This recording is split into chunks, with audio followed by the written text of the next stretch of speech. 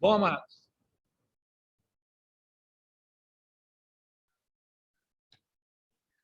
paz do Senhor, bispa. Tudo bem? Bispa Karine? Vou ajudar você. Uhum. Amém. Opa, paz do Senhor Jesus! Tudo bem? Tudo bem, graças a Deus. Glória a Deus. Deus abençoe. Que vamos estar aprendendo junto, hein, bispo? Amém, glória a Deus. Bom, Tá nós vamos jóia. falar um pouco. Oi? Tá jóia. Tá bom. Nós vamos falar um pouquinho sobre maturidade espiritual, descobrindo a maturidade espiritual, né? E esse estudo ele tem como objetivo nos levar a entender que Deus tem muito mais para nós do que nós imaginamos, né?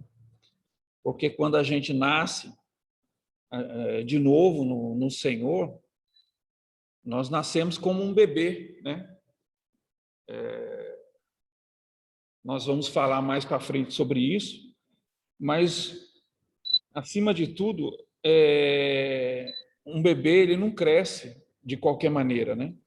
Ele cresce, ele precisa ser alimentado, ele precisa ser dado leite. À medida como ele vai crescendo, vai sendo mais consistente a comida, né? Depois do leite vem uma papinha, depois vem uns arrozinhos aí, tá? Um feijãozinho, até chegar ao ponto em que ele pode comer uma comida mais sólida, né? Parece que não tem nada a ver, mas a grande verdade é que tem muito a ver com a nossa vida espiritual. Porque quando a gente começa na palavra do Senhor, a gente começa aprendendo as coisas básicas, né? Arrependimento, fé, né? A gente vai crescendo na palavra como uma criança cresce, né? No seu físico, no seu conhecimento. O foco desse estudo também é interessante porque como eu falei, uma criança ela precisa do leite, vai até chegar ao ponto de se alimentar de uma comida mais sólida. E à medida com que ela vai crescendo, que o seu físico vai precisando. Da mesma forma, é a nossa vida espiritual, né? E os alimentos espirituais para a nossa vida ser mais consistente no Senhor, basicamente são 5, né, que nós estávamos falando na última aula. Primeiro é o tempo com Deus. Eu vou discorrer mais rapidamente para dar tempo da gente terminar hoje esse estudo. Depois vem a Bíblia, a leitura da Bíblia, que é algo que precisa ser feito todos os dias, né, com uma disciplina, né? A oração, né? O dízimo, que é uma coisa que demonstra a nossa fidelidade com Deus, né? Porque é uma coisa mais difícil que tem para o ser humano, normalmente, para a grande maioria, é quando mexe no bolso, né? E o dízimo ele tem vários fatores que a gente aprende com isso. Um é a fidelidade para com Deus, o outro seria a confiança nossa em Deus, né? Porque eu já vi muitas vezes as pessoas falar, esse mês eu não vou dar o dízimo porque eu vou ter falta, né? Isso, a pessoa se preocupa com isso porque ainda está faltando nela a confiança maior em Deus, de que Deus vai suprir, né? Uma outra coisa importante nesses 5 itens, né, que nós estamos falando aqui é a comunhão. E a comunhão é algo tão importante e ela pode ser aberto um leque com relação a isso. A primeira parte que a gente pode entender como comunhão seria a nossa comunhão com Deus, né? Claro, a gente precisa ter comunhão com Deus, com Jesus, com o Espírito Santo, né? Em oração, né? Você andando pela rua falando com o Senhor, né? Mas também tem uma outra comunhão que é muito importante, que é a comunhão com os irmãos, porque a comunhão com os irmãos nos leva a ter como que eu posso dizer, uma maneira de você receber aquilo do irmão, aquilo que ele já aprendeu, e por consequência, ele vai receber de você aquilo que você já aprendeu. Seria uma troca de informações, né? E isso leva o corpo de Cristo a ser mais consistente, né? A maturidade espiritual também, ela tem um sentido, né? Porque quando eu sou maduro na fé, eu, de certa forma, eu luto pela unidade da fé no corpo de Cristo, né?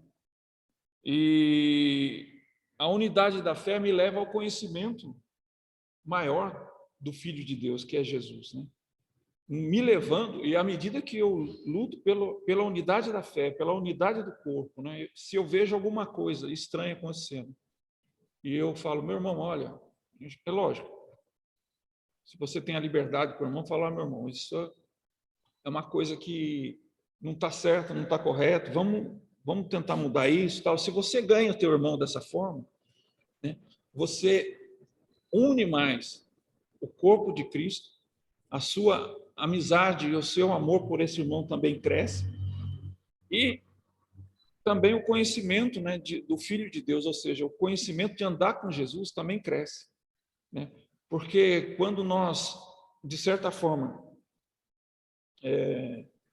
não lutamos por uma unidade no corpo, a gente se afasta um do outro e, por consequência, também, a gente já pode até se enganar achando que está indo bem na fé, caminhando com Jesus, mas, na realidade, o que Jesus quer é que todos nós sejamos unidos num só propósito, né? Que é buscar a nossa maturidade como irmãos em Cristo, né? Outra coisa interessante que a gente pode ver, baseados em 2 versículos, Romano 8, 29, fala uma coisa interessante, pois todos aqueles que de antemão conheceu, também os predestinou para serem conforme a imagem do seu Filho, né? E tem um outro versículo antes, Efésios 4, 13, que também fala que quanto mais eu conheço Jesus, né, isso é um modelo para que eu seja mais maduro na fé, porque Jesus é o nosso modelo, né? Baseado nesses 2 versículos, eu chego a uma conclusão, que a minha vida deve ser, eu devo buscar ter a minha vida no corpo de Cristo, e a minha vida também aí fora, em ser semelhante a Jesus, né? Uma coisa interessante com relação à maturidade espiritual é que a maturidade espiritual ela não é automática. Não significa que você aceitou Jesus hoje, nasceu de novo, você já é maduro na fé. Pelo contrário. Lembra que nós falamos sobre crianças e tal, né? Depois vai ter a fase começa com o bebê quando você nasce, depois você vai se tornar uma criança, vai se tornando adolescente, adulto, até se tornar pai, né? Ou seja, aquele que ganha alguém para Jesus, né? Mas tudo isso é um processo e não acontece automaticamente. Você não nasce de novo hoje e já se torna maduro na fé. Não, tem um caminho a prosseguir. Tem um caminho que você tem que andar. E à medida que você vai andando e vai entendendo o processo de Deus na sua vida, você vai se tornando maduro, né? Ele não acontece imediatamente, como nós falamos, ele leva um tempo, né? E eu acho muito legal um versículo de 2 Pedro 3,18, quando ele fala assim, né? Cresçam, porém, na graça e no conhecimento do nosso Senhor e Salvador Jesus Cristo, né?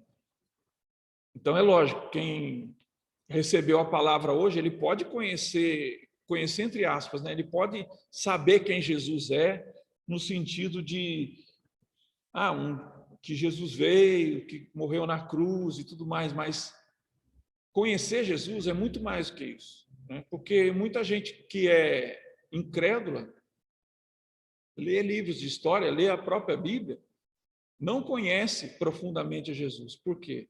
Porque fica só no campo da informação. Conhecer Jesus é muito mais do que isso. É muito mais do que eu ler a palavra. Conhecer Jesus é eu viver ao lado dele, né? Eu ter o Espírito Santo dentro de mim, que à medida que eu vou buscando na palavra, que eu vou aprendendo a palavra, aquilo ali vai se tornando vida em mim. Isso é conhecer Jesus, porque Jesus é a própria palavra, né? Também a gente pode perceber que não existe atalhos, né? Não tem como eu pular etapas, né? E a maturidade, ela também exige uma disciplina da minha parte, né? Lembra que nós falamos daqueles 5 itens? Tempo com Deus, oração, dízimo, né? Cada um daqueles itens são importantes para quê? Para que eu exerça disciplina nesses itens, para que eu possa ir em frente, conquistando uma maturidade maior na palavra, no Senhor, no meu caminhar com Deus, né? Uma outra coisa que eu preciso entender, que a disciplina, ela é obediência. Quando eu obedeço a Deus, né, eu sei que eu preciso orar, eu oro todos os dias, eu sei que eu preciso ler a palavra, eu leio todos os dias. Isso, essa disciplina se chama, acima de tudo, obediência, né? Porque à medida que eu, como já falamos, à medida que eu vou buscando no Senhor, eu vou aprendendo a palavra, eu vou sabendo que aquilo é importante eu obedecer, eu praticar, né? Obediência também é prática da palavra, porque eu posso saber toda a palavra, eu posso conhecer a Bíblia de capa a capa, mas se eu não obedeço, se eu não procuro viver isso, vai ser apenas conhecimento intelectual, né? E o que Jesus, eu acho interessante, né, quando ele fala, eu vim para que tenham vida e tenham em abundância, né? Por que tem muita gente que vive uma vida cristã pela metade? Se você for ver a fundo, essa pessoa, talvez, ela não cumpra esses propósitos de disciplina, né, de buscar Deus, ter o tempo com Deus, né? Talvez não dizime, não sei. Cada um tem um problema, cada um tem uma situação. Mas a grande verdade é que isso vai refletir na vida espiritual da pessoa. Ô Gilson, eu queria acrescentar aqui um Pois não. comentário sobre essa maturidade espiritual, para a gente ver termos práticos. É o que está acontecendo hoje com a Igreja de Cristo. O que aconteceu? O esfriamento do povo de Deus. Nós vemos hoje muitas igrejas que se esvaziaram, as pessoas não retornaram mais para os caminhos do Senhor. O que eu chamo de igreja rasa. O que é uma igreja rasa? Onde tem as pessoas as quais elas são rasas no Evangelho. E o que significa isso? São exatamente o que nós estamos estudando. Elas não criaram maturidade.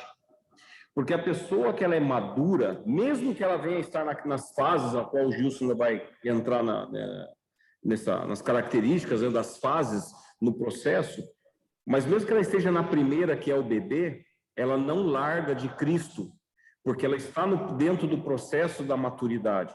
É aquele grande amor, aquele amor, o primeiro amor, aquela coisa que você quer fazer a obra, você quer botar o evangelho na goela abaixo do povo, que todo mundo passa por isso, mas ela não abandona. E hoje a gente vê pessoas que estavam há muitos anos, não vou falar dentro da igreja, não, frequentando a igreja, mas na verdade nunca adquiriram maturidade e deixaram-se levar ao qual o Gilson acabou de colocar. No meio do caminho, abandonaram, viraram as costas. Por quê? Porque na verdade elas nunca estiveram dentro do processo da maturidade. Porque a pessoa que entra no processo, normalmente ela não sai mais. Quando ela recebe o Espírito Santo, quando ela recebe que ela vê, eu não vivo mais sem Cristo, mesmo como um bebê, mas ela já tem aquilo dentro dela. Eu posso largar meus irmãos, eu posso largar a família, eu posso largar a igreja, eu posso largar tudo, mas eu não largo de Cristo. E uma pessoa que não larga de Cristo, ela não consegue viver sem congregar, que uma coisa está associada à outra. Tá? Amém. Verdade. É verdade. Bom, nós falamos que, como foi dito aqui, as fases, né? Os estados da maturidade. Começa com bebê, passa para ser criança, adolescente, adulto, até chegar a pais. Nós vamos explicar um pouquinho o que significa cada uma dessas fases. Por exemplo, a característica de alguém que nasceu de novo, que é alguém que é um bebê espiritual, né? Bom, a gente sabe, por exemplo, que um bebê ele não sabe nada, ele depende de outra pessoa, né? Quando nós nascemos, né, se ninguém nos alimentar, a gente vai morrer, né? A mãe precisa alimentar, né, a criança e tal, precisa trocar tudo, porque a criança não tem condições de fazer nada disso, né? Só que é uma coisa interessante, quando o bebê nasce, e isso é uma coisa muito legal, o bebê ele traz alegria para a família, né? Você vê que a sua descendência, né, que é uma coisa que Deus promete na palavra, está crescendo, né? Chegou alguém que faz parte de você, que vai dar continuidade à sua família, né? Isso é muito legal. Mas também ela requer muito trabalho, né? Porque você vai sobre você, no caso, pai, requer, né, que você vai formar um cidadão, né? Você vai formar uma pessoa, né? E isso também se transfere para a nossa vida espiritual, né? O bebê, por exemplo, não pode ser deixado sozinho, né? Imagina você deixar uma criança sozinha, como nós falamos lá no início, ela não tem conhecimento de quase nada, praticamente, né? E ela vai morrer de fome e tal, não vai saber se trocar, vai ficar sujo e tal. Então, ela não pode ser deixada só. Também, por exemplo, um determinado ponto em que ela já tem alguns movimentos, que ela já sente, você também não pode deixar só. Ela pode pegar alguma coisa, pode se machucar e tudo mais, né? Uma característica de quem de um bebê, que o bebê também ele pode aprender as coisas de uma forma errada com muita rapidez, né? Então, isso é um alerta para os pais, para os avós, né? Para tios, né? Que tem um bebê em casa, para tomar muito cuidado com o seu exemplo.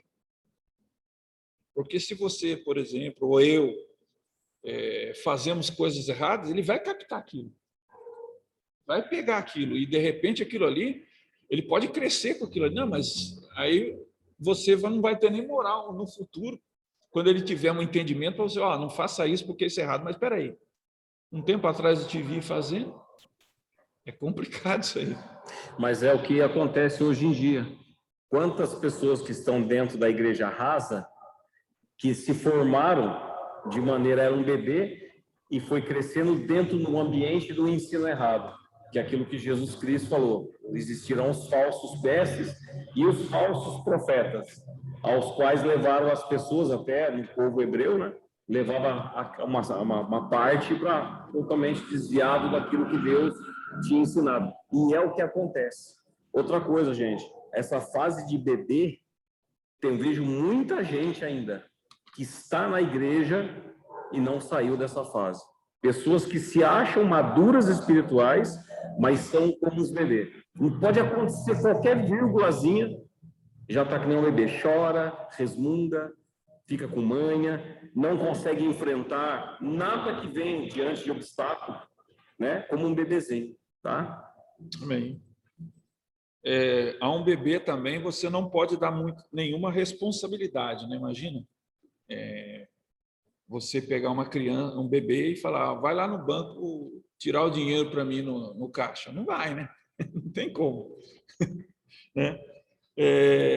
Mas vamos tentar ser mais ágil, porque o tempo está correndo muito, né?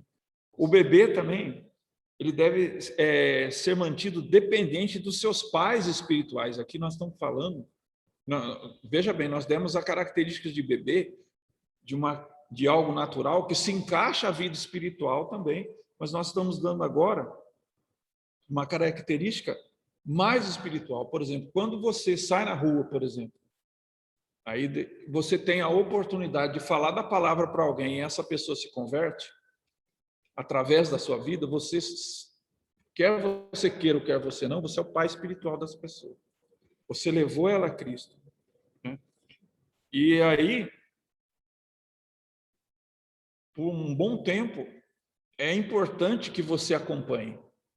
E isso que significa, deve manter dependente de seus pais espirituais. Ou seja, você vai ensinar essa criança os primeiros passos na fé, na caminhada com Cristo. E a meta espiritual nessa fase é o bebê ter a certeza da salvação. 1 João 2:12, né? Fala sobre isso, né? Deixa eu abrir a Bíblia aqui rapidinho. 1 João 2:12.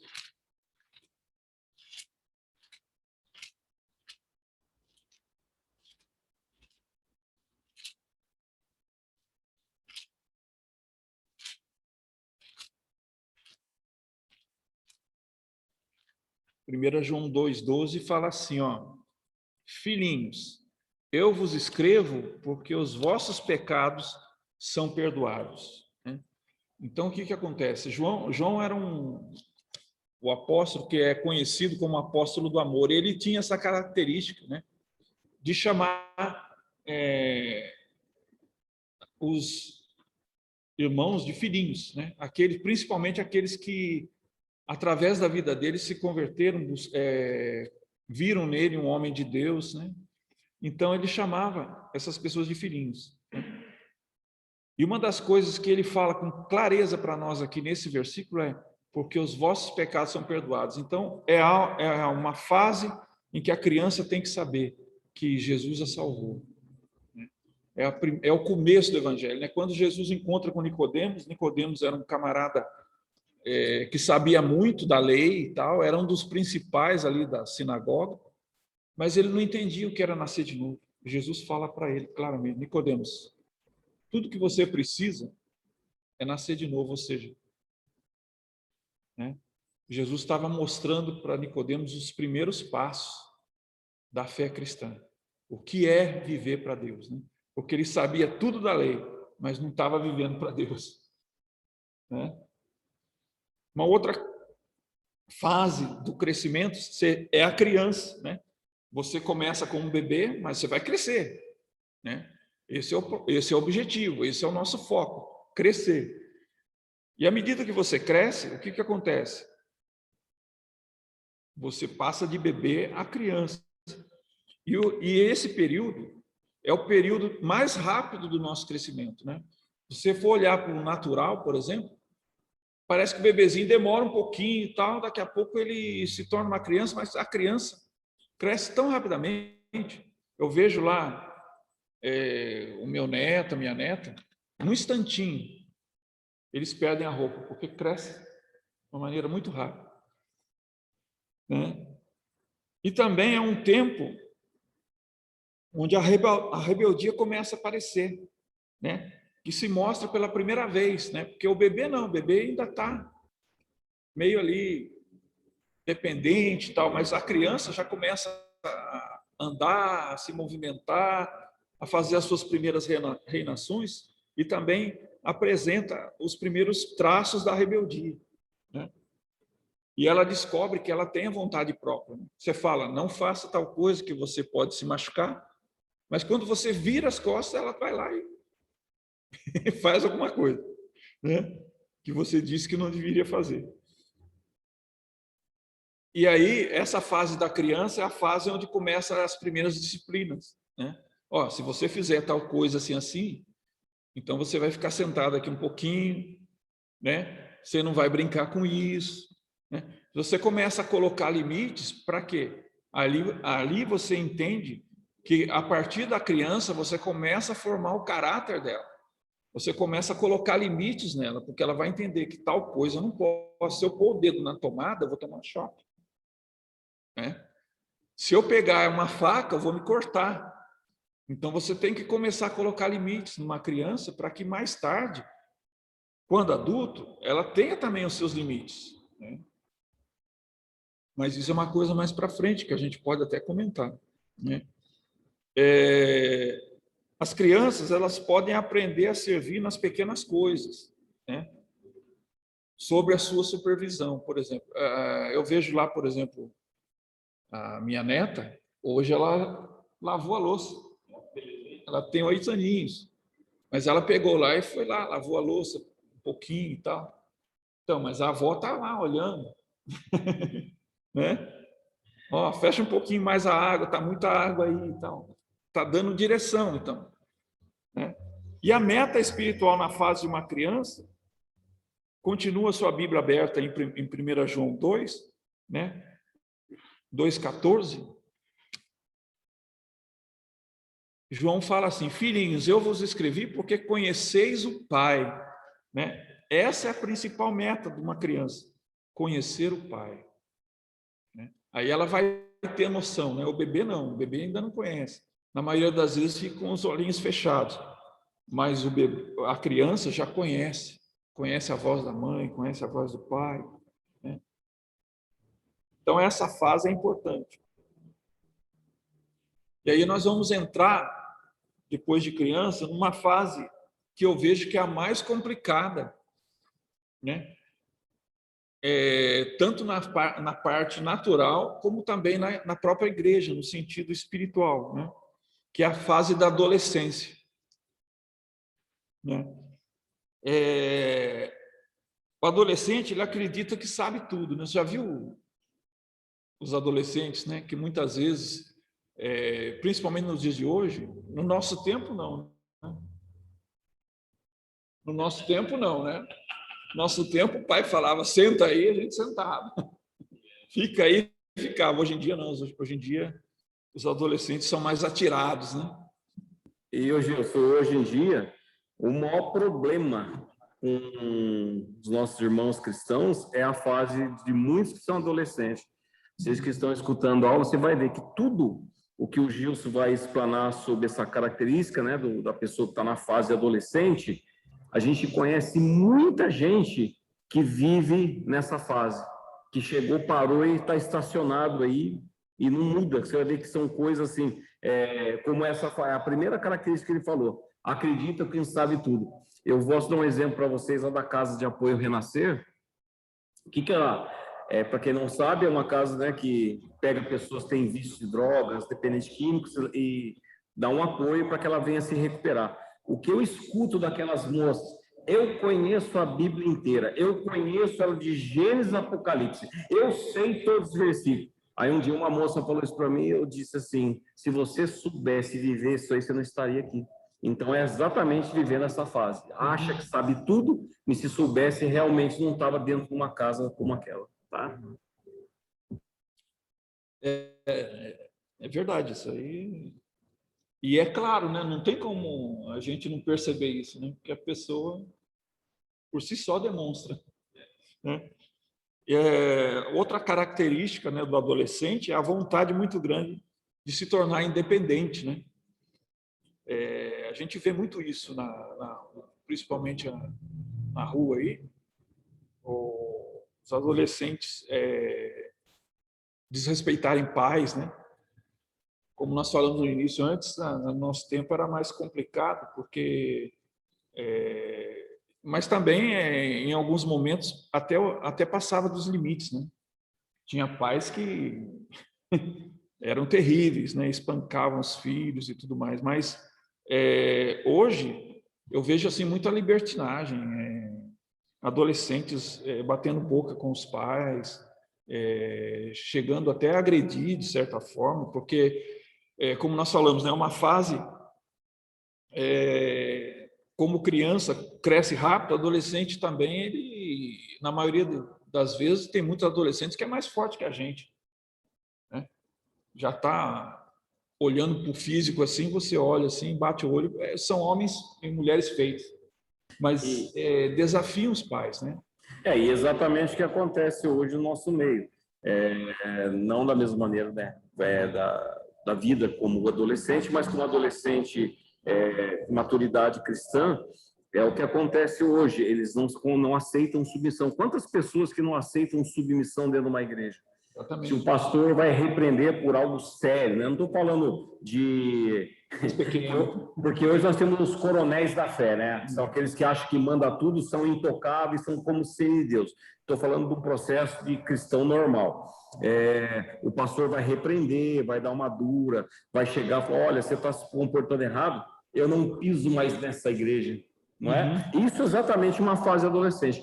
Uma vez, há uns anos atrás, eu fui aconselhar uma mãe, o filho dela foi preso, estava naquela casa do menor lá, né?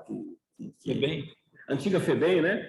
E o menino estava saindo e ele ia completar 18 anos. A mãe veio falar comigo que ela estaria comprando um carro para o menino, porque assim ele não andaria mais com as más companhias, que ele ia arrumar amizades no shopping, de outros tipos de pessoa que iria levar ele a um bom caminho. Eu falei, irmã, você vai piorar. E dei um aconselhamento para ela. Nunca mais pisou na igreja. Ela ficou revoltada com a minha reação, que como eu sou contra ela dar um presente para o filho dela. Resumindo a história, o menino agora está preso lá no Pudim. É isso. Uma das dificuldades, a gente até ia entrar nisso daí, o bispo já falou, né?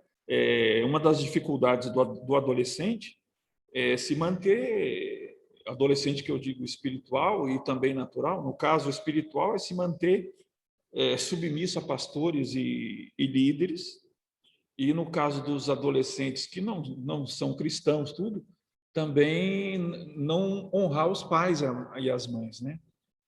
Acham que sabe tudo, acham que se tornam independentes, e aí tem essa dificuldade aí de receber ordens, de acatar, né, um conselho e tudo mais, né? Essa fase também é marcada por muita inconstância, né?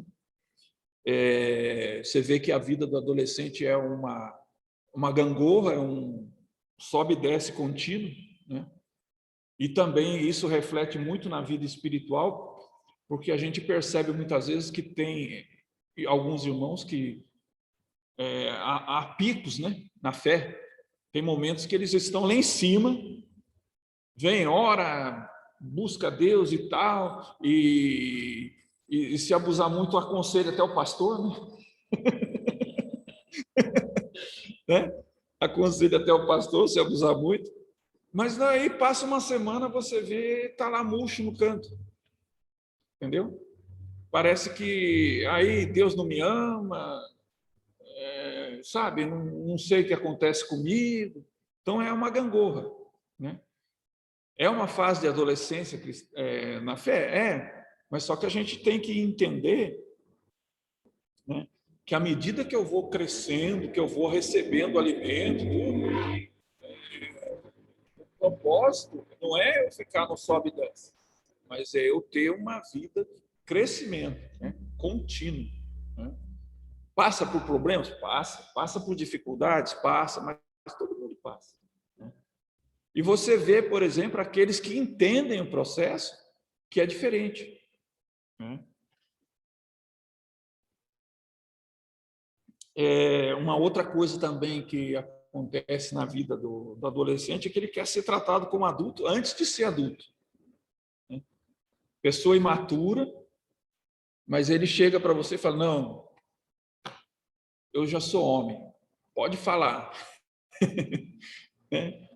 E não é bem por aí, né? Gente, vamos correr, senão não vai dar tempo, né? Nós temos na Bíblia, né, exemplos claros de pessoas que tinham a mentalidade de adolescente, né? Um deles, se você quiser anotar aí, nós vamos só falar assim de forma geral o que aconteceu, é Miriam e Arão. Isso está em Números 12, de 1 a 2, né? Você pode depois anotar e procurar. Deus tinha como o líder ali do povo hebreu, do povo de Israel, a Moisés. E Miriam e Arão entrou numa com Moisés, né, no sentido de, não, peraí, olha, se Deus fala com Moisés, mas Deus fala conosco também, né? Deus fala com você, Arão, não, e Arão fala, não, Miriam, fala com você também, não é só com Moisés. E aí, de certa forma, eles vão e confrontam Moisés com relação a isso, né? E resultado disso foi que, depois que eles saíram da tenda ali, da congregação, Miriam acaba ficando leprosa, né? Então, sem perceber, tem muita gente hoje em dia no meio do povo de Deus, sem perceber, acabou ficando leproso e não está percebendo. E por quê? Porque não se submete às autoridades que Deus colocou, né? Acha que sabe tudo, acha que Deus fala com ele também. Deus dá uma resposta para Miriam e para Arão que eu achei tremendo. Deus fala, olha, para alguns profetas e para outros aí eu falo com enigmas e em visões, mas com Moisés eu falo face a face. Então Deus não aprovou o comportamento deles. Outra coisa também aos discípulos. Os discípulos também demonstram uma mentalidade de adolescente quando eles saem 2 a 2, e de repente eles começam a expulsar demônios, e tudo isso está lá em Lucas 10, 17, né? E eles chegam todos contentes para Jesus e falam: ah, Jesus, nós saímos por aí, os demônios nos submetem, e não sei o que, e tudo mais, né? Aí Jesus falou: olha, tudo bem, é verdade, mas não se alegra só com isso, não.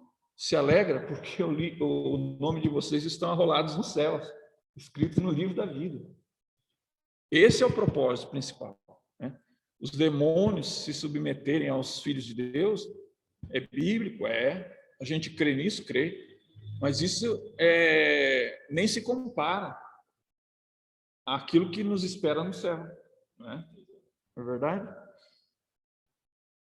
Bom, vamos partir para mais coisas a respeito do adolescente. Vocês podem ver que adolescente tem muita coisa, né? A mentalidade do adolescente pode levar a pessoa a causar divisões na igreja, né? Pode levantar-se contra a autoridade, ocasionando muitos problemas. Pode ser a pessoa crítica, a pessoa que quer sempre se destacar, né? Olha só quantas coisas há na fase da adolescência, né? Quer um exemplo de gente que está na adolescência? Eu não concordo com isso na igreja. Eu não concordo com isso com o pastor. Eu não concordo que o culto é dessa maneira. Eu não concordo com não sei o quê. Não que a pessoa não tenha o direito de concordar ou deixar de concordar. Isso é uma opinião, cada um tem a sua. O problema que está no meio da adolescência, ao invés de chegar no pastor, chamar ele na sala pastoral e falar assim: pastor, eu não concordo com o que o senhor falou. Eu não concordo que o senhor tomou tal atitude. Eu não concordo que o senhor toque 2 louvores no começo do culto. Eu queria 3. Eu acho que o certo é 3. A pessoa tem o direito de discordar, mas ela tem que pegar e fazer o quê? Quando ela tem a maturidade e ela é adulta, ela vai direto ao pastor, acerta, eles sentam e ela chega e pode falar assim: pastor, eu não concordo com a visão da igreja, Deus abençoe, nós continuamos amigos e eu vou embora. Mas aquela que está nessa fase da adolescência é o que a gente chama de isqueirinho. Fica, eu não concordo com isso, eu não concordo com aquilo, né? Isso aí é um grande perigo nessa fase da adolescência. Paulo fala do fermento, né? A pessoa Exato. não passa o fermento na congregação, né? Quer dizer, ele em vez de fechar a boca e falar com os líderes, o pastor, as sovas, no caso, ele passa para o rebanho, passa para a congregação, contamina, né? A meta nessa fase de adolescência é reconhecer e se submeter ao senhorio de Jesus. Quando você e eu nos submetemos ao senhorio de Jesus, a gente se submete com facilidade às autoridades que Deus constituiu. Uma das coisas, por exemplo, que a gente deve evitar muito, e infelizmente a gente acaba vendo isso, e até mesmo no meio de incrédulos, é cristão, por exemplo. Veja bem, eu não estou querendo influenciar politicamente nada, não, né? Não é nada disso, mas é apenas passando aquilo que eu entendo que a palavra de Deus fala. A palavra de Deus fala que a gente deve se submeter às autoridades que foram constituídas, porque não existe autoridade que não foi constituída por Deus. A palavra ensina isso. Quando eu falo mal do presidente, quando eu falo mal do governador, quando eu falo mal do prefeito, né, eu estou caindo nesse erro aqui.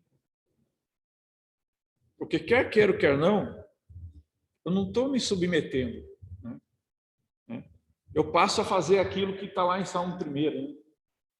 Roda de escarnecedores. Eu concordo com aquilo que o povo, que o mundo fala. E, na realidade, eu tenho que ser luz. Eu tenho que mostrar que um dia eu entreguei minha vida para Jesus e hoje eu sou luz, eu sou sal, eu tenho que fazer diferença. Não estou dizendo que eu tenho que chegar lá e, não, vocês estão tudo errado, não é nada disso. Mas eu não devo participar do escárnio que está acontecendo ali. Tem que saber separar as coisas, né?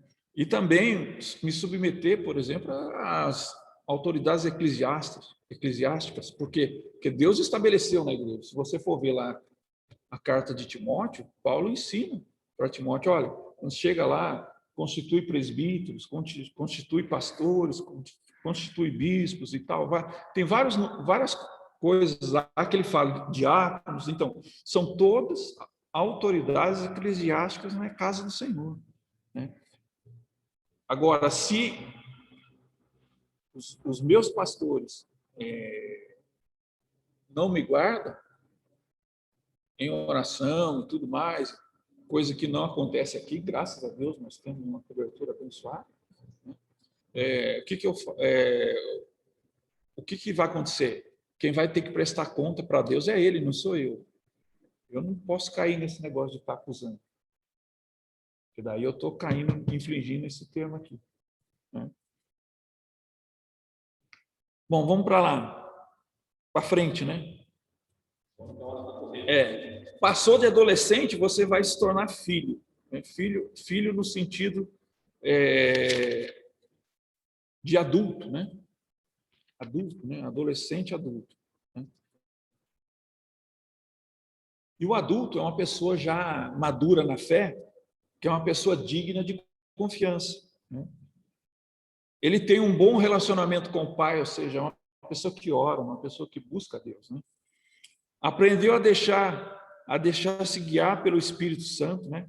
Romanos 8,14 confirma isso. Lá fala que todos aqueles que são filhos de Deus, né, são guiados pelo Espírito de Deus, né? Então,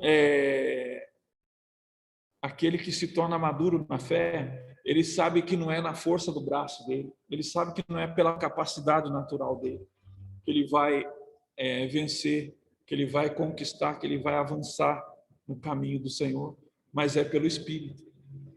Ele vai depender do Espírito, vai se deixar guiar pelo Espírito. Quando alguém alcança o estado de maturidade, né, a ponto de se tornar adulto na fé, aí sim essa pessoa pode receber um ministério de responsabilidade. Quando você vê a maturidade na pessoa, essa pessoa é uma pessoa de confiança. Então, há ministérios, por exemplo, na casa do Senhor, que dependendo da situação, precisa de pessoas, né? Está carente de pessoas. Por isso que é importante a gente desejar crescer rapidamente, para poder suprir essa carência. Então, se você é adulto, se você é alguém que pode ser confiado em alguma coisa, né? Então, se prepara, porque está na hora de assumir alguma coisa na casa do Senhor, né? O filho, ele age sempre em sintonia com o pai. Ou seja, o adulto está sempre em sintonia com Deus. Alguém que ora, alguém que lê a palavra, alguém que tem conhecimento da Bíblia, né? Não tem como eu ser maduro e não orar. Não tem como. Ele vive na direção do Ele Espírito vive na Santo, direção. né? Não no seu achódromo, né? No seu eu acho, no meu. Mas ele vive sob a direção do Espírito. Exatamente, né? A meta espiritual nessa fase é aprender a diferença entre carne e espírito.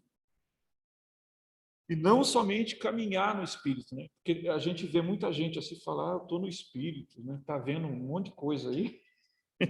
Mas, né, não é só caminhar no Espírito, mas é também viver no Espírito, né? Pelo Espírito, né? Gálatas 5:25 fala isso, né? Vamos abrir rapidinho lá, Gálatas 5:25.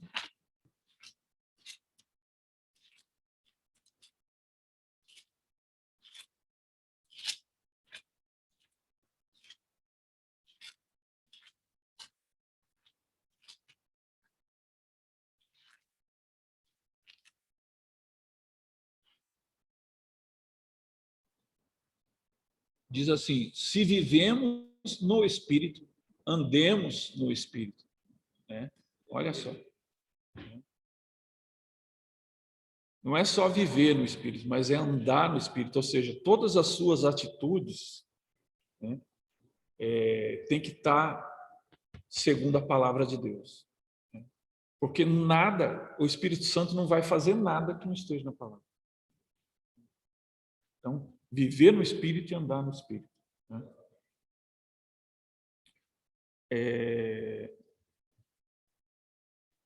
Vamos agora para nosso último estágio aqui, que significa o estágio de ser pai, né?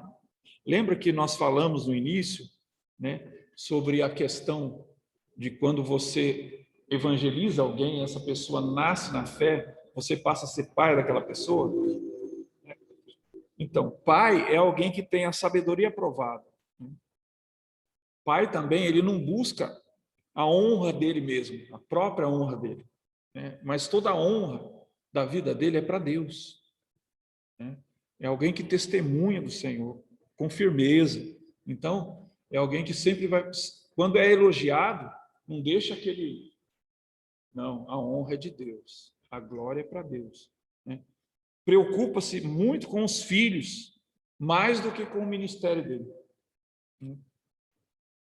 né? Sabe quando você nasce seus filhos, você faz de tudo por ele e você se preocupa, né? Se ele está um pouquinho doente, você fica preocupado, dependendo de onde você está, você liga para a mãe, e aí, melhorou e tal? É bem assim, né? Nós precisamos estar preocupados uns com os outros, né? Isso é uma característica de pai espiritual, né? A meta na fase de pai espiritual é de reproduzir outros, ou seja, né, não tem como ser pai e não ter filhos. Quem é pai espiritual, a primeira coisa que ele olha uma pessoa, ele vê numa pessoa, ele fala, não, eu vou falar de Jesus para ela. Vou ganhar essa pessoa para Jesus.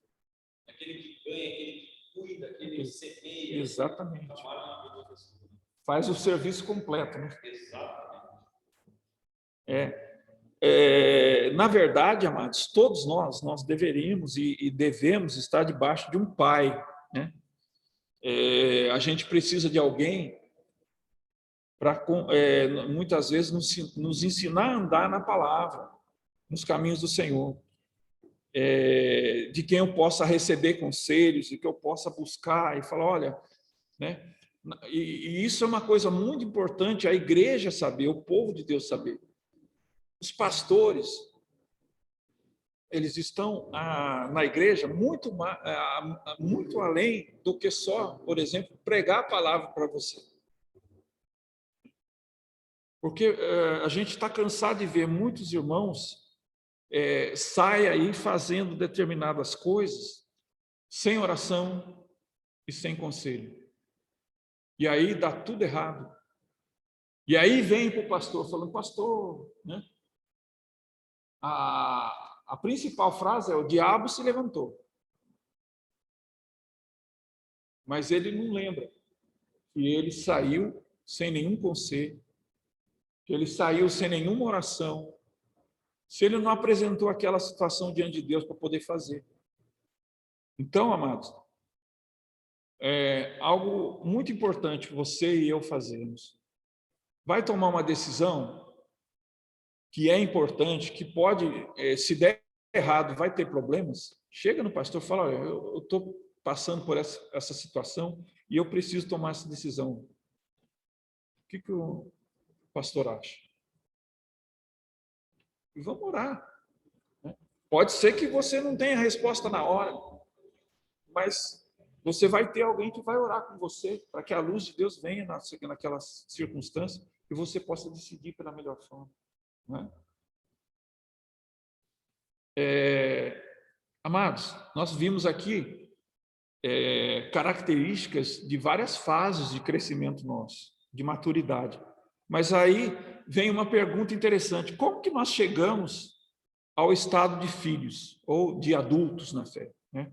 Porque isso deve ser um objetivo para nós, né? O objetivo nosso não é só ficar o resto da nossa vida parados, sendo alimentados, mas o nosso objetivo é um dia a gente se tornar pai e mãe espiritual. A igreja se multiplica dessa forma. À medida que os irmãos vão crescendo, vão ganhando os outros para Jesus, vão trazendo outros para perto, vão cuidando, né? À medida, nem todos vão ser pastores, nem todos vão ser alguma autoridade eclesiástica na casa do Senhor, mas todos nós temos um chamado. Né? Jesus deixou bem claro lá: ide por todo mundo, pregar o evangelho a toda criatura. Né?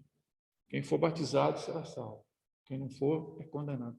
Então existe uma direção para todos nós, né? De estarmos ali na escola, estarmos no nosso trabalho, estarmos onde for, refletir a luz do Senhor e passar aquilo que já foi dado para nós de experiência, porque aquilo que provavelmente muitas vezes a nossa carne pensa assim, e muitas vezes o inimigo aproveita e trabalha isso na nossa mente. Ah, mas eu sei tão pouco. Eu acho que se eu for falar, não vai estar legal. Mas, amados, aquilo que você tem é muito maior do que aquela pessoa que não imagina, que você imagina e que aquela pessoa não tem. Né? A grande sacada de viver o evangelho é você, em vivendo a sua vida, você demonstrando com as suas atitudes o que Deus fez na sua vida, o que Deus fez por você.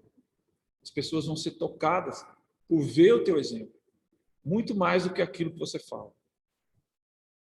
Né? Uma coisa interessante que a gente precisa entender, né? Muitos cristãos permanecem, né? Até o bispo já citou isso lá atrás, mas muitos cristãos permanecem toda a sua vida no estado de criança ou de adolescente, que são as duas fases que mais pegam e que a gente vê com mais quantidade. Né? Na realidade, o crescimento espiritual, ele não é uma questão de tempo, de convertido, né? Ou seja, eu tenho 30 anos de igreja. Às vezes o cara tem 30 anos de igreja e ele é imaturo. É bebê. Ou alguns são 15 anos bebê, 15 anos adolescente, ou 15 anos criança, como que. Tem alguns que em um ano atinge a maturidade. Exatamente, então. Né? Isso vem de cada um. À medida que eu tenho a disciplina, aquelas 5 disciplinas que nós falamos na aula passada, elas são muito importantes para que esse processo tenha andamento. Né?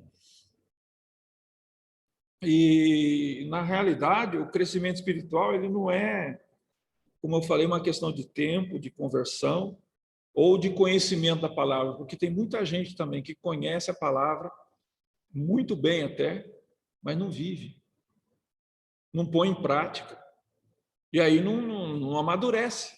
Né? Por quê?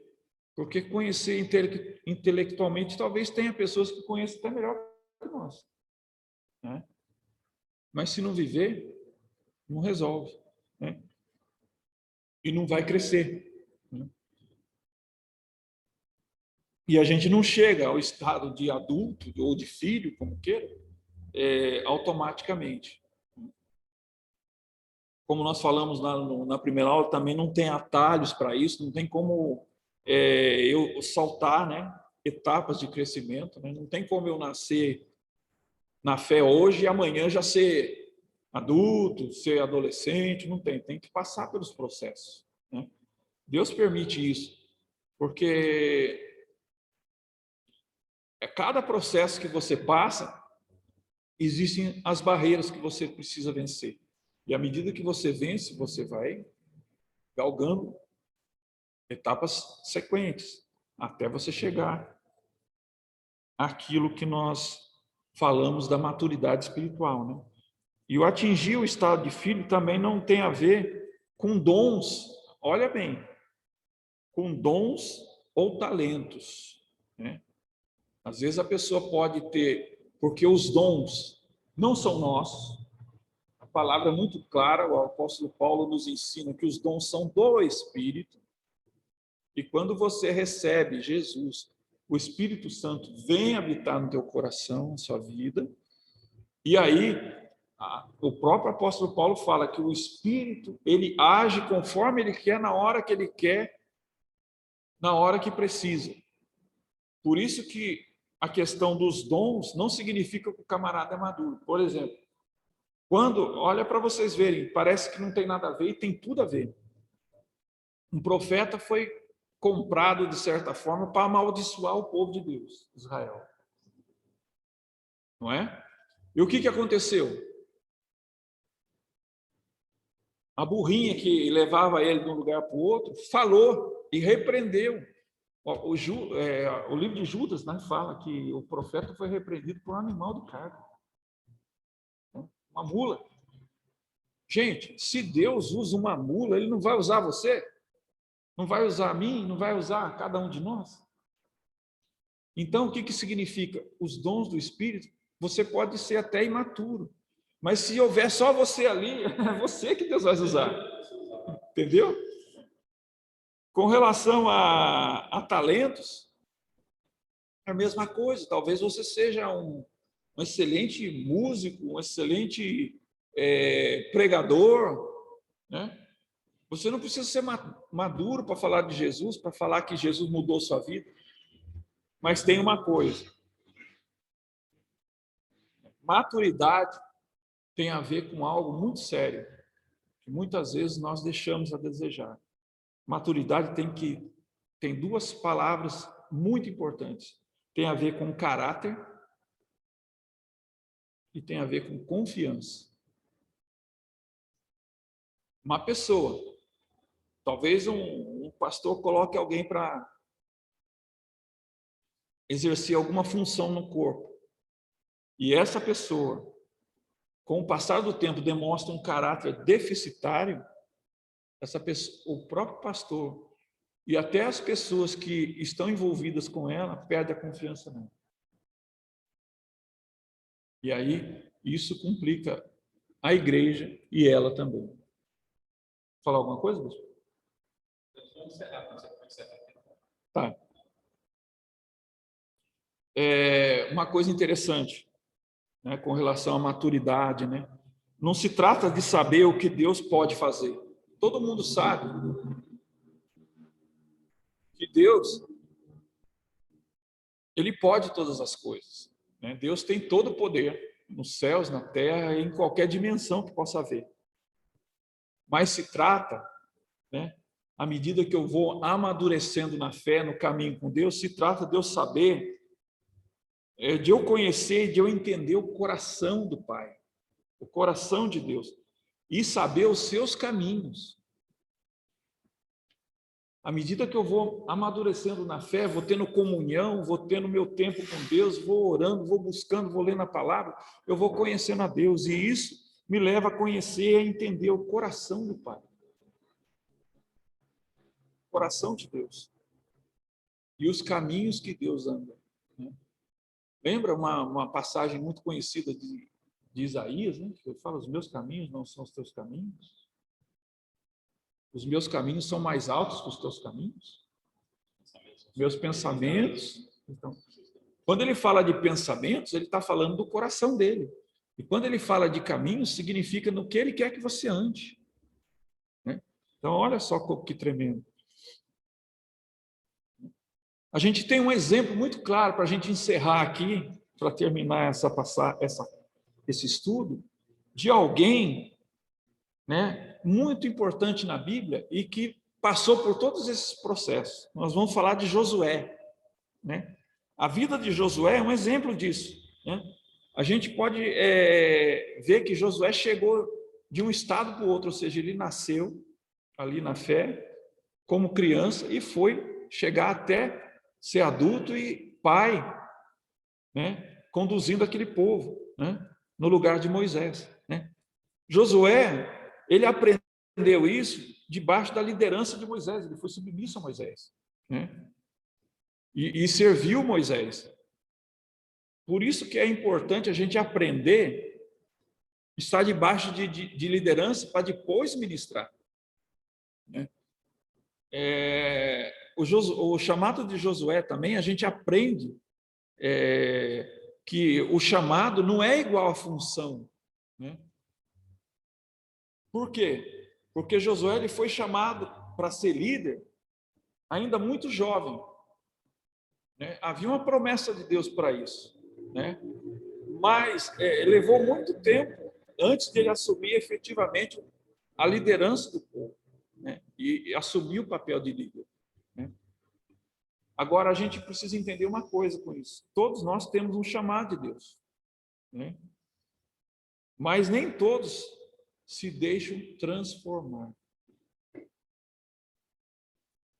e preparar para que Deus possa colocar a gente no lugar, no ministério. O que quer dizer isso? A gente quer receber uma palavra, ou a gente tem aquele desejo no coração que Deus coloca, e a gente quer rapidamente assumir um papel, fazer e acontecer, e não é bem por aí. A gente precisa de maturidade. Um mau líder destrói uma igreja. E a gente precisa entender isso, né? Deus deseja que a gente aprenda a viver na dependência dele, né? Em obediência. Depender de Deus significa obedecer, e não de acordo com as nossas experiências pessoais, né? Porque nesse meio todo aí, Deus permite algumas experiências pessoais. E no livro de Números 20, de 7 a 13, acontece um fato que foi relevante, né? Deus fala para Moisés: Moisés, vai lá e fala a rocha. E ela vai dar água para o povo, porque o povo estava reclamando da seca, né? O que acontece? O povo, de certa forma, pressionou tanto Moisés que ele perdeu o foco. E ele vai lá e bate na rocha. A rocha dá água para o povo, mas Deus fala assim: ó, Moisés, eu falei para você falar a rocha, mas porque você bateu. Isso vai ter um custo para você. E Moisés não entrou na terra prometida por causa disso. Então é muito importante porque Moisés tinha experiência e ele repreende o povo ali. Vocês são rebeldes e não sei o que e tudo mais. E acaba, na ira, ferindo a rocha. E isso custou muito caro, né? Então, o que a gente precisa fazer? A gente precisa permitir que Deus possa agir na nossa vida e permanecer debaixo de uma liderança, servindo aos líderes e à igreja e, consequentemente, a Deus. E assim, fazendo dessa forma, Deus pode nos levantar e nos levar à maturidade, que é o que interessa, né? É sermos filhos maduros, porque daí nós vamos honrar o Senhor com a nossa vida. Amém?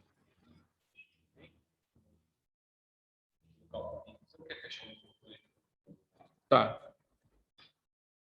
Só para encerrar a aula aqui, se você pega a sua Bíblia aí, abra comigo em Provérbios, capítulo 3. Eu vou falar para você o que para mim, é crescimento, que a pessoa pode, crescimento da maturidade e... Perdão.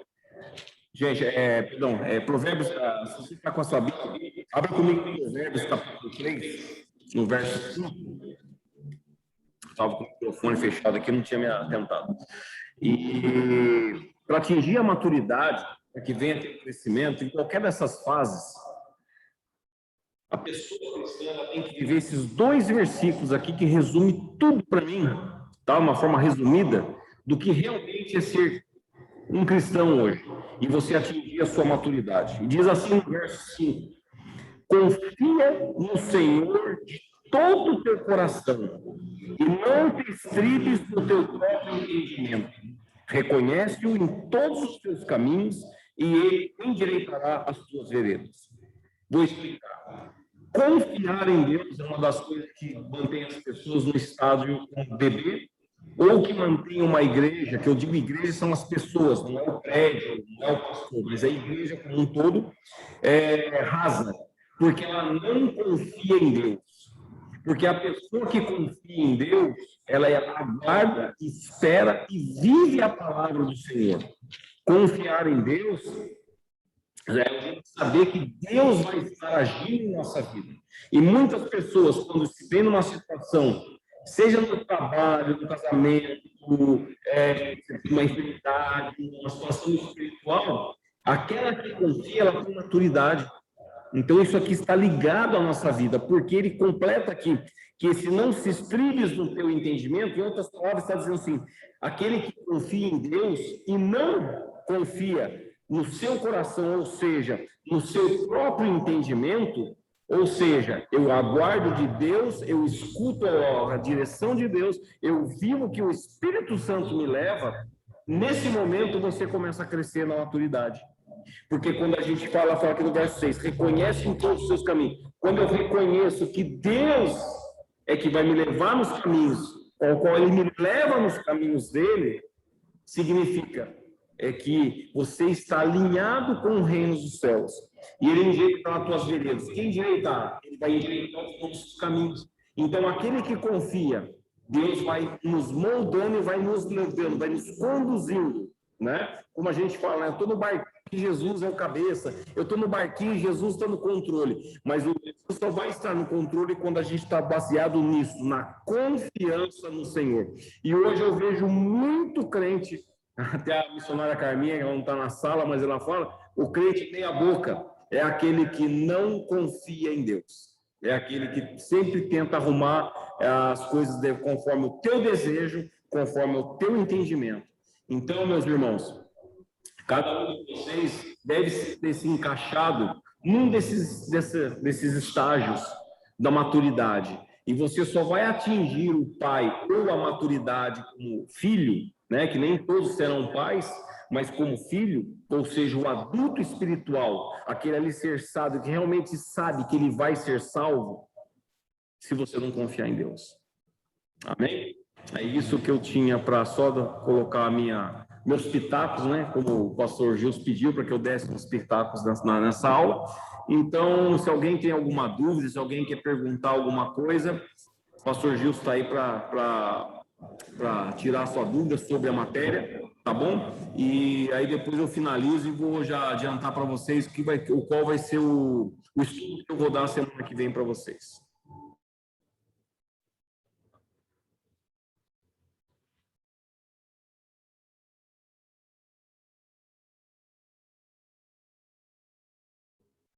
Amados, tenha liberdade, pode perguntar, tá? A gente está aqui para aprender junto, né? E estamos aí. Alguém tem alguma pergunta?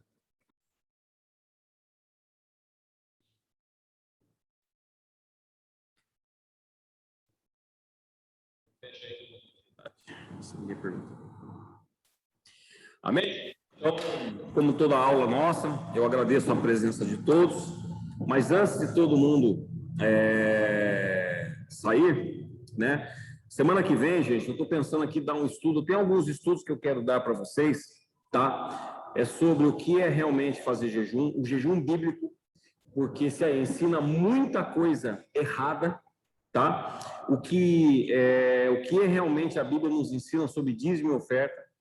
E eu quero dar uma aula para vocês, que eu estou pensando em dar essa aula semana que vem, um assunto que eu estava conversando com o pastor Gilson, sobre pessoas endemoniadas.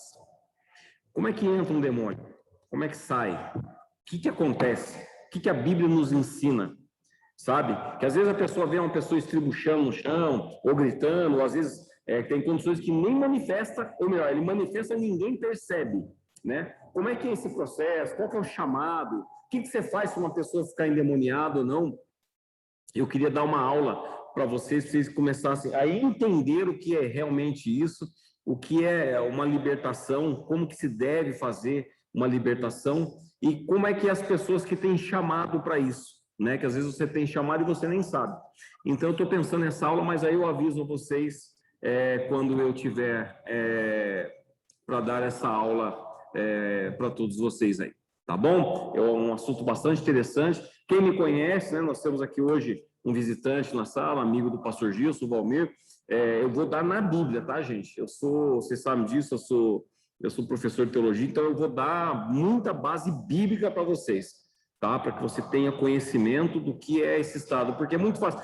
Pôs a mão na cabeça, mandou embora, tal. Será que foi embora mesmo? Tá? Tem bastante coisa que eu quero ensinar, passar para vocês por experiência e prática, que eu tenho esse chamado, eu tenho esse ministério de libertação, Deus me deu esse dom, e eu quero passar para vocês o estudo sobre isso aí, porque tudo foi na Bíblia para ser estudado, tá bom? Semana que vem a gente volta no mesmo horário, mas como a gente encerra, eu quero convidar todos vocês a participarem de uma oração agora, tá? Gente, amanhã tem oração aqui na igreja, tá? Das 8 às 20, das 20 às 21 horas, tá? Aberto para quem quiser participar. Toda sexta-feira eu vou estar aqui em oração. Vocês são convidados a quem queira vir orar aqui conosco, tá bom? Então vamos fazer uma oração, tá? Eu quero convidar a todos a orar. Se você tiver com a televisão ligada, tal, baixa o volume aí, barulho, para que a gente possa orar, tá? E eu convido a você nesse momento, feche teus olhos, cubra tua cabeça, apresente ao Senhor o seu pedido de oração, porque um pedido pode ser um agradecimento, pode ser uma petição, pode ser algo que você quer colocar, um arrependimento. Eu não sei o que você passa, o que você possa estar fazendo algo para alguém. Eu só peço a você agora, peça ao Senhor, fala para Ele a tua oração, o que você quer da parte de Deus. Nós vamos orar aqui todos juntos, em união, sobre o propósito desse seu pedido de oração.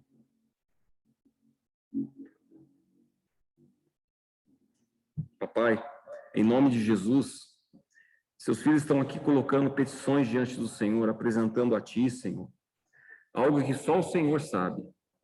Mas eu creio que quando nós oramos em união, quando nós oramos num propósito, eu quero colocar o propósito de todos, que todos aqui, meu Pai, reunidos no Teu santo nome, levamos, meu Pai, esta oração até o trono do Senhor, meu Pai.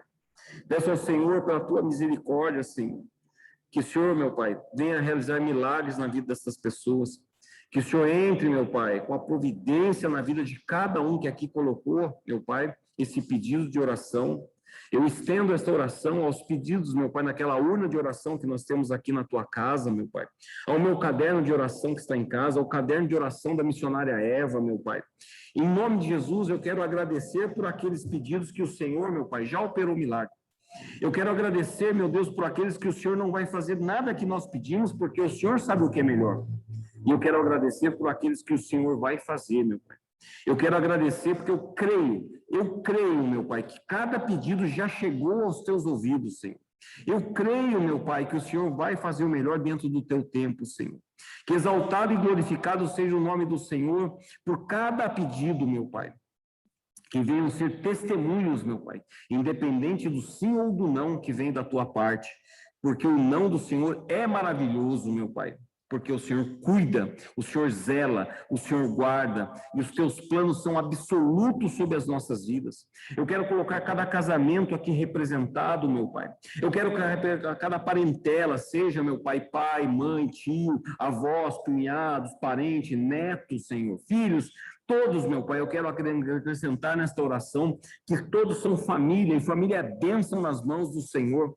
Dentro de cada dificuldade que cada um está passando, meu Pai, eu entendo, meu Pai, na Tua palavra, que cada um está passando um processo ao qual o Senhor, meu Pai, preparou para cada um, e tudo que o Senhor faz em nossas vidas é bom. Então eu louvo ao Senhor e agradeço.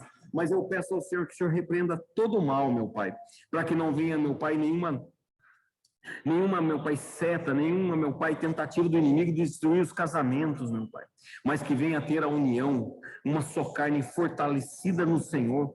Assim, meu Pai, que a união, meu Pai, de um casal é o que vai fortalecer seus filhos, a herança ao qual o Senhor nos entregou. Que o Senhor abençoe nossos filhos, meu Pai, onde eles estiverem, a mente deles, que o Espírito Santo venha tratar, meu Pai, para colocá-los dentro do propósito do Senhor na vida deles, Senhor. Que eles possam ser, meu Pai, aí fora, lâmpadas que levem o teu santo nome, que os pais, nós pais, meu Pai, possamos ser referências para eles, meu Pai, durante o percurso da vida deles, nossos netos, meu Pai, que o Senhor venha abençoar, venha dar, meu Pai, saúde, que o Senhor venha dar, meu Pai, a eles um olhar para nós, avós e pais, como referência, meu Pai, um farol, como seja para um navio, uma referência, uma direção do caminho para chegar até os céus. Meu Deus, eu peço ao Senhor que o Senhor, meu Pai, através do Espírito Santo do Senhor, venha confortar tantas famílias que têm perdido, meu Pai, seus entes queridos, nesta enfermidade ao qual o Senhor permitiu chegar em toda a humanidade, meu Pai. Mas aqueles, meu Senhor, que não te conhecem, Aqueles que não sabem, meu Pai, que a hora determinada do Senhor, meu Pai, levar cada filho seu a tirar aqui desta terra, vai chegar, meu Pai. Essa hora ninguém pode mudar a não ser o Senhor, mas que eles venham ser confortados, que quando alguém perder um ente, que ele possa olhar e saber ali o destino de todos nós, que ali, meu Pai, o Senhor coloque um homem, uma mulher enviada do Senhor para levar a tua palavra, meu Pai, e lançar uma semente para que essas pessoas possam, meu Pai, se consertar, meu Pai, e viver o propósito que o Senhor tem na vida de cada um. Que o Senhor possa abençoar a cada um que participou desse estudo, porque eu sei, meu Pai, que quando paramos para estudar a tua palavra e aprender, um ensinando ao outro, agrada ao Senhor, e nós estamos para agradar a ti, Senhor. Nós estamos aqui para servir ao Senhor, nós estamos aqui para adorar de todas as formas, meu Pai. Ensina teu povo a orar, ensina teu povo a buscar mais de ti, Senhor. Ensina teu povo a entender, meu Pai, dá discernimento da tua palavra, meu Pai. Em nome de Jesus Cristo, meu Pai. Bênçãos do Senhor sobre a vida e a família de cada um que aqui se encontra, estendendo para todos que nós colocamos diante do Senhor. Meu Deus, abençoa as autoridades, meu Pai, desse país. Deus, meu Senhor, tem misericórdia, meu Pai, daquele congresso. Tem misericórdia, meu Pai, sobre aqueles ministros que estão no STF. Tem misericórdia sobre essa imprensa, meu Pai. Deus, me perdoa, mas é nojento, meu Pai, essa polarização política, a informação totalmente deturpada, Senhor. Parece um inimigo, meu Pai, levando a palavra do Senhor totalmente contrariada, levando as pessoas a ser massa de manobra, Senhor. Tem misericórdia e coloque a tua mão, Senhor. Oh, Deus, se assim for a tua vontade, meu Pai, nos manda, meu Pai, um rei Saul. Não, perdão, Senhor. Olha, Senhor, até errei. Um rei como Davi, Senhor. Um rei como Davi para esse país. Eu digo, sendo presidente, sendo deputado, sendo senador, Davi sendo ministro, Davi sendo prefeitos, vereadores, Davi sendo delegados, policiais. É isso que nós precisamos, Senhor. Eu não sei se o Senhor vai atender essa oração, o Senhor vai fazer, mas eu peço a misericórdia do Senhor, meu Pai, sobre toda a população, para aqueles que estão passando necessidade, aqueles que estão lançados, meu Pai, na escória da sociedade, que o Senhor levante pessoas para evangelizar, pessoas para buscar, resgatar, porque, meu Pai, pode ser que eles estão vivendo, meu Pai, como num porco, num chiqueiro, mas é uma alma preciosa para o Senhor, e que possamos atingir como igreja a essas pessoas, meu Pai. Seja conosco, nos dando fortalecimento espiritual, seja conosco, meu Pai, nos dando renovo diário, meu Pai. É o que eu peço ao Senhor, em nome de Jesus, meu Pai. Que a paz de Cristo venha reinar sobre cada vida e cada família representada aqui nesse estudo, meu Pai. É o que eu peço ao Senhor. Leva-nos agora aos nossos afazeres, meu Pai, sob a tua proteção. Nos dai uma noite do justo, sob a guarda do Senhor, meu Pai. E eu agradeço por esta noite que vamos viver. E eu agradeço pela sexta-feira que nós vamos viver. Eu agradeço pelo feriado, pelo final de semana, meu Pai. Em nome de Jesus Cristo. Amém. Amém, meus amados. Obrigado por todos estarem presentes hoje. Que Deus abençoe a vocês. Um ótimo final de semana. E lembrando, oração amanhã, às 20 horas. Sábado, nós temos aqui um bazar, né, da igreja, todos conhecem. Promoção, cada peça por R$ 1,99. Faça uma propaganda, ajude a gente, que isso aí vai ser revertido em toda a obra social aqui da igreja. Amém? Que Deus abençoe a todos. E domingo, ceia do Senhor. Não esqueça, tá bem? Vai na paz. Deus abençoe a todos. Muito obrigado.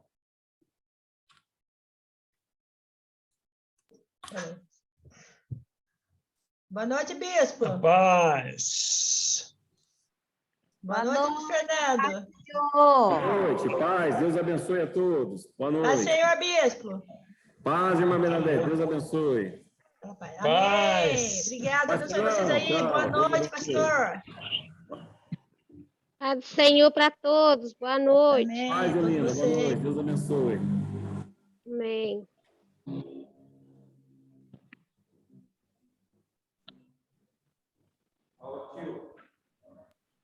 Boa noite, amado. Boa noite. Boa noite, tio Valmir. Prazer tê-lo conosco, viu? Deus abençoe. Muito bom, viu? Ah, Tem que dar uma obrigado, saidinha tio. na farmácia. Obrigado. Deus abençoe. Prazer tê-lo aqui conosco, Valmir. Deus abençoe, viu, meu irmão?